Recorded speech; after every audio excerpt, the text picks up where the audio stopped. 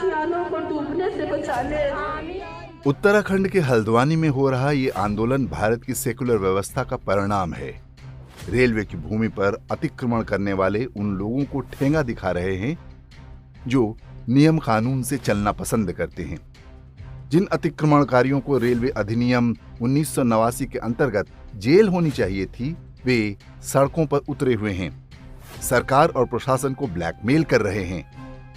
उत्तराखंड की सीमा चीन के अधिकार वाले तिब्बत और नेपाल से लगती है।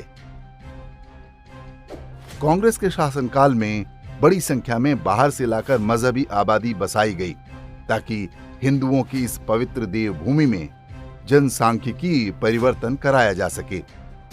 ये एक पैटर्न है जिसके अंतर्गत मजहब विशेष के लोगों को देश के विभिन्न सीमावर्ती क्षेत्रों में बसाया जा चुका है।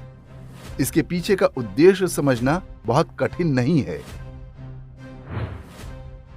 सोनिया गांधी की विश्वास पात्र रही दिवंगत कांग्रेस नेता इंदिरा हृदयेश को हल्द्वानी की ये अवैध बस्ती बसाने का श्रेय जाता है। आज उनके परिवार की राजनीति इसी अवैध बस्ती के वोटरों पर आश्रित है। धीरे धीरे यहाँ पर 4,500 से अधिक मकान और व्यापारिक प्रतिष्ठान खुल गए। पंचा सटाने से लेकर ढेरों अवैध कार्य यहीं से संचालित होते हैं। लंबी न्यायिक लड़ाई के बाद ये भूमि खाली कराने का आदेश हुआ। अब मानवता की दुहाई दी जा रही है। विषय को थोड़ा बदलते हैं। अयोध्या में भगवान राम की जन्मभूमि पर भी अवैध अतिक्रमण था। 500 वर्ष तक वे हटने को तैयार नहीं हुए। आक्रमणकारियों की संतानों को भली भांति पता था। वे जानते थे कि कानूनी लड़ाई वे जीत नहीं सकते। सत्य एक न एक दिन सामने आ ही जाएगा, लेकिन अंतिम क्षण तक उन्होंने हार नहीं मानी। रणनीति सफल रही और उस अवैध अतिक्रमण का भरपूर इनाम मिला। न्यायपालिका द्वारा अयोध्या में ही उन्हें 5 एकड़ की भूमि मिली जहां नई मस्जिद बनाई जा सके। ये सौदेबाजी केवल यहीं तक सीमित नहीं रही। जब बाबर का बनाया अपवित्र ढांचा हटाया गया था, तब भी उन्होंने तत्कालीन कांग्रेस सरकार पर दबाव बनाकर ढेरों लाभ लिए थे। प्लेसेस ऑफ वर्शिप एक्ट बनवाया ताकि हिंदुओं को न्याय के आधारभूत अधिकार से भी वंचित किया जा सके। वक्फ बोर्ड कानून में बदलाव करवाए ताकि हिंदुओं की किसी भी धरती को हड़पने का कानूनी अधिकार मिल जाए। बाबरी ढांचे की कीमत वसूलने का ये क्रम 2014 तक जारी रहा, जो अलग रूपों में आज भी चल रहा है। काशी, मथुरा, भोजशाला समेत हजारों मस्जिदों में झांकते प्राचीन मंदिर स्पष्ट देखे जा सकते हैं। फिर भी आक्रमणकारियों की अवैध संतानें मानने को तैयार नहीं।